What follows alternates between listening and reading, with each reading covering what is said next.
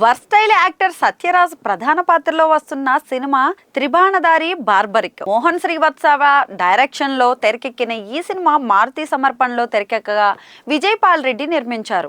ఘటోత్కచుడి కొడుకైన బార్బరికుడి కథతో రూపొందిన ఈ సినిమా ఇప్పటికే షూటింగ్ అయితే పూర్తి చేసుకుని అన్ని కార్యక్రమాలను పూర్తి చేసుకునింది. 75 సినిమాల్లో విలన్ గా ఆగస్టు 22న ఈ సినిమా రిలీజ్ కానుండగా చిత్ర యూనిట్ ప్రమోషన్స్ ను వేగవంతం చేసింది. రిలీజ్ డేట్ ను అనౌన్స్ చేస్తూ ఏర్పాటు చేసిన కార్యక్రమానికి చిత్రంలోని ప్రధాన తారాగణమంతా హాజరయ్యారు. ఇన్నేళ్ల తన కెరీర్ లో 75కి పైగా సినిమాల్లో విలన్ గా నటించానని చెప్పిన సత్యరాజ్ నటీనటులంతా ఈ సినిమాలోని పాత్ర లాంటివే చేయాలనుకుంటారని చెప్పారు. అలాంటి పాత్రలే రావాలనుకుంటా.